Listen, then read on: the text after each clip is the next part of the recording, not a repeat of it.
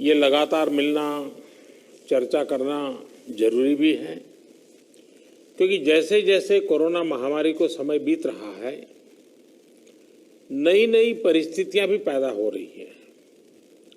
अस्पतालों पर दबाव, हमारे स्वास्थ्य कर्मियों पर दबाव, रोजमर्रा के काम में निरंतरता का न आना पाना, ये हर दिन एक नई चुनौती लेकर आते हैं। मुझे संतोष है कि हर राज्य अपने अपने स्तर पर महामारी के खिलाफ लड़ाई लड़ रहा है, और चाहे केंद्र सरकार हो चाहे राज्य सरकार हो, हम अनुभव कर रहे हैं कि हम लगातार एक टीम बनकर के काम कर पा रहे हैं, और यही टीम स्पिरिट जो है वो एक परिणाम लाने में हम सफल हुए हैं। इतने बड़े संकट को जिस प्रकार से हमने मुकाबला किया है, उसमें सबका साथ मिलकर के काम करना ये बहुत बड़ी बात है। सभी माननीय मुख्यमंत्री जी, आज 80% एक्टिव केसेस हम जो आज मिले हैं इन 10 राज्यों में है, और इसलिए कोरोना के खिलाफ लड़ाई में इन सभी राज्यों की भूमिका बहुत बड़ी हो जाती है। आज देश में एक्टिव केसेस 6 लाख से ज्यादा हो चुके हैं, जिनमें से ज्यादातर मामले हमारे इन 10 राज्यों में ही है। इसलिए ये आवश्यकता लगी कि इन 10 राज्यों के एक साथ बैठ करके हम समीक्षा करें, चर्चा करें, और उनकी जो बेस्ट प्रैक्टिसेस है, उन्होंने किस किस प्रकार के नए इनिशिएटिव लिए हैं, वे सबके ध्यान में आए, क्योंकि हर कोई अपने अपने तरीके से प्रयास कर ही रहा है। और आज की इस चर्चा से हमें एक दूसरे के अनुभवों से काफी कुछ सीखने को, समझने को मिला है। कहीं न कहीं ये एक भाव आज निकल कर आया है कि अगर हम मिलकर अपने इन 10 राज्यों में कोरोना को हरा देते हैं तो देश भी जीत जाएगा। साथियों, टेस्टिंग की संख्या बढ़कर हर दिन 7 लाख तक पहुंच चुकी है और लगातार बढ़ भी रही है। इससे संक्रमण को पहचानने और रोकने में जो मदद मिल रही है, आज हम उसके परिणाम देख रहे हैं। हमारे यहां एवरेज फर्टिलिटी रेट पहले भी दुनिया के मुकाबले काफी कम था। संतोष की बात है कि ये लगातार और कम हो रहा है। एक्टिव केसेस का प्रतिशत कम हुआ है। रिकवरी रेट लगातार बढ़ता जा रहा है, सुधरता जा रहा है। तो इसका अर्थ यह है कि हमारे प्रयास कारगर सिद्ध हो रहे हैं। सबसे अहम बात यह है कि इससे लोगों के बीच भी एक भरोसा बढ़ा है, आत्मविश्वास बढ़ा है, और डर का माहौल भी कुछ कम हुआ है। और जैसे जैसे हम टेस्टिंग को बढ़ाते जाएंगे, हमारी ये सफलता आगे और भी बड़ी होगी और एक संतोष का भाव हमको अनुभव होगा। हमने मृत्यु दर को 1% से भी नीचे लाने का जो लक्ष्य रखा है, इसे भी अगर हम थोड़ा और प्रयास करें, बड़े फोकस में हमें प्रयास करें, तो वो लक्ष्य भी हम हासिल कर सकते हैं। अब आगे हमें क्या करना है, कैसे बढ़ना है, इसे लेकर भी काफी स्पष्टता हमारे बीच में भी उभर करके आई और एक प्रकार से ग्रास रूट लेवल तक सब लोगों के दिमाग में पहुंच गया। अभी क्या करना है, कैसे करना है, कब करना है, बात हिंदुस्तान के नागरिक तक हम पहुंचा पाए हैं।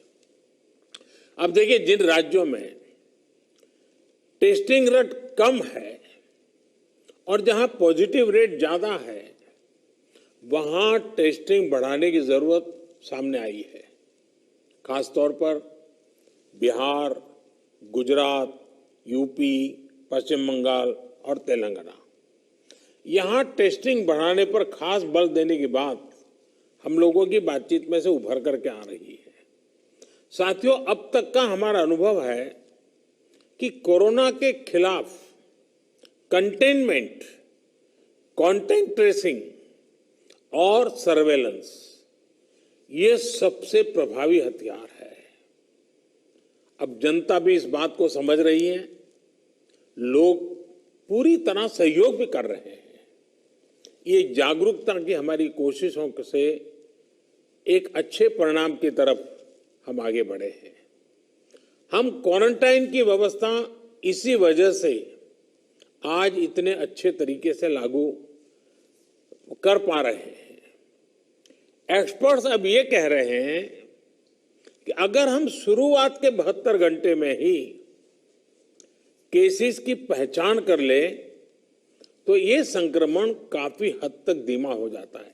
और इसलिए मेरा सबसे आग्रह है कि जैसे हाथ धोने की बात हो, 2 गज की दूरी की बात हो, मास्क की बात हो, कहीं पर न थूकने का आग्रह हो, इन सब के साथ अब सरकारों में और सरकारी व्यवस्थाओं में भी और कोरोना वॉरियर के बीच भी और जनता में भी एक नया मंत्र हमें बराबर पहुंचाना पड़ेगा, और वो है 72 घंटे में जिसको भी हुआ है उसके आसपास के सबको उसका टेस्टिंग हो जाना चाहिए, उनका ट्रेसिंग होना चाहिए, उनके लिए जो आवश्यक है वो व्यवस्था होनी चाहिए। अगर ये 72 घंटे वाली फॉर्मूला पर हम बल देते हैं तो आप मानिए कि बाकी जो जो चीजें हैं उसके साथ अब इसको जोड़ देना है कि 72 घंटे के भीतर भीतर इन सारे कामों को कर लेना है। आज टेस्टिंग नेटवर्क के अलावा आरोग्य सेतु ऐप भी हमारे पास है। आरोग्य सेतु की मदद से अगर हमारी एक टीम रेगुलरली उसका एनालिसिस करे तो बहुत आसानी से किस एरिया से शिकायत आ रही है हम पहुंच सकते हैं। हमने देखा कि हरियाणा के कुछ जिले, उत्तर प्रदेश के कुछ जिले और दिल्ली, एक ऐसा कालखंड आया कि बड़ी चिंता का विषय बन गया। सरकार ने भी दिल्ली में ऐसी घोषणा की कि लग रहा था कि बड़ा संकट पैदा होगा।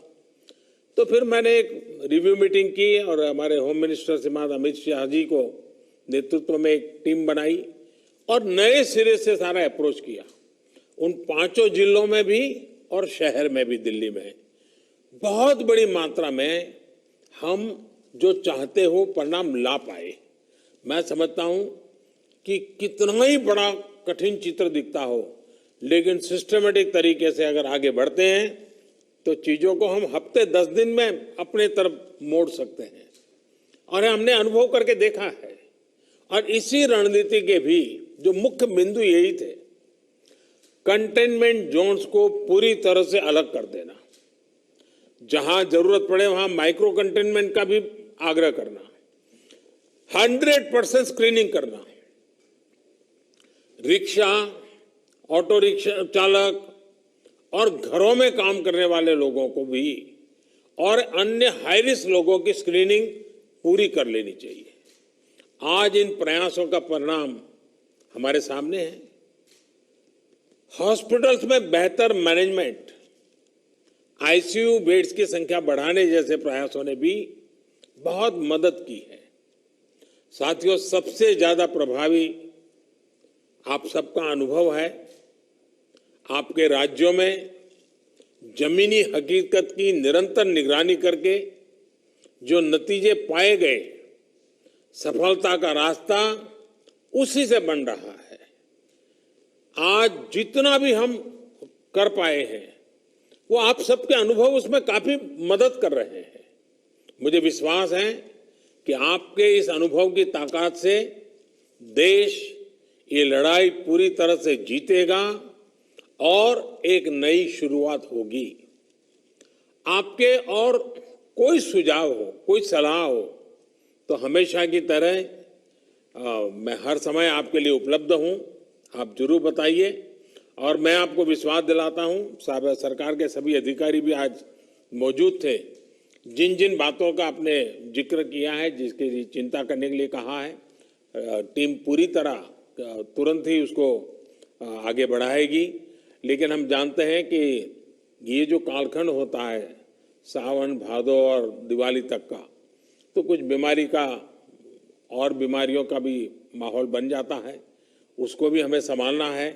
लेकिन मुझे विश्वास है कि हम जो 1% से नीचे मृत्यु दर लाने का लक्ष्य, रिकवरी रेट तेजी से बढ़ाने का लक्ष्य, 72 घंटे में सारे कांटेक्ट पर्सन को तक पहुंच करके उनकी व्यवस्था करना, इन मंत्रों को लेकर के अगर हम थोड़ा फोकस एक्टिविटी करेंगे तो हमारे जो 10 राज्य जहां पर 80% केसेस हैं, हमारे 10 राज्य जहां 82% मृत्यु है, हम 10 राज्य इस पूरी स्थिति को पलट सकते हैं। हम 10 राज्य मिलकर के हम भारत को विजयी बना सकते हैं और मुझे विश्वास है कि हम इस काम को कर पाएंगे। मैं फिर एक बार, आपने बहुत समय निकाला, समय की कमी के बावजूद भी बहुत ही अच्छे ढंग से आपने अपनी सारी बातें रखी हैं। मैं आपका बहुत बहुत धन्यवाद करता हूं।